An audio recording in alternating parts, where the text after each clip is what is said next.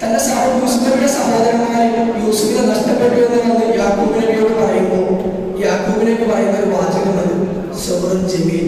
ഞാൻ മനോഹരമായിട്ട് ശ്രമിക്കട്ടോ, അള്ളാഹുവിനോടാണ് സഹായം തേടുന്നത്. അങ്ങനെ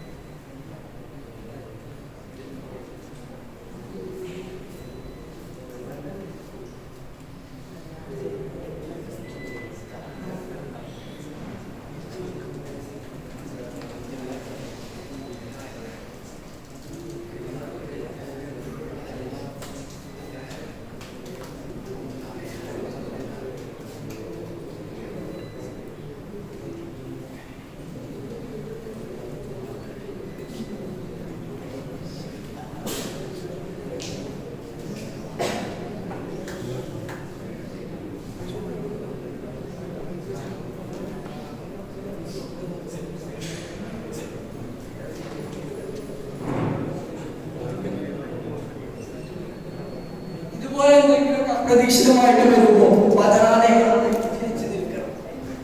അപ്പൊ നമ്മൾ പറഞ്ഞു വെച്ചത് യാക്കൂബിനെ അള്ളാഹുവിനോട് സഹായം തേടി അള്ളാഹുവിന് പ്രതീക്ഷ അർപ്പിച്ച് കരഞ്ഞ് യാക്കൂബ് നബിയുടെ കണ്ണിലെ കാഴ്ച നഷ്ടപ്പെടുകയാണ്. ഈ സന്ദർഭത്തിൽ ഒരുപാട് ആളുകൾ യാക്കൂബ് നബിയോട് വന്ന് പറയുന്നുണ്ട്, യൂസുഫ് നഷ്ടപ്പെട്ടില്ലേ, ഇനിയും എന്തിനാണ് കാത്തു നിൽക്കുന്നത്, നിങ്ങൾ എന്തിനാണ് കരയുന്നത്, നിങ്ങളുടെ കണ്ണിലെ കാഴ്ച നഷ്ടപ്പെട്ടില്ലേ?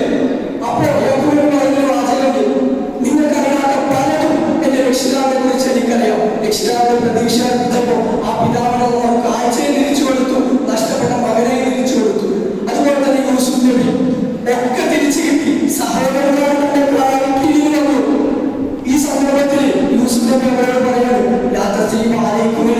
ഇന്ന് നിങ്ങൾക്കൊരു കുറ്റവുമില്ല, എല്ലാം ഞാൻ പുറത്തു നൽകുക. കാരണം എന്റെ രക്ഷിതാവിന്റെ സന്ദർഭത്തിൽ എന്നിൽ നിന്ന് ആഗ്രഹിക്കുന്നത് ഞാൻ നിങ്ങൾക്ക് വിട്ടുവീഴ്ച നൽകാനാണ്. അള്ളാഹു എന്താണോ ആഗ്രഹിക്കുന്നത് അത് യൂസുഫ് നബി കൃത്യമായി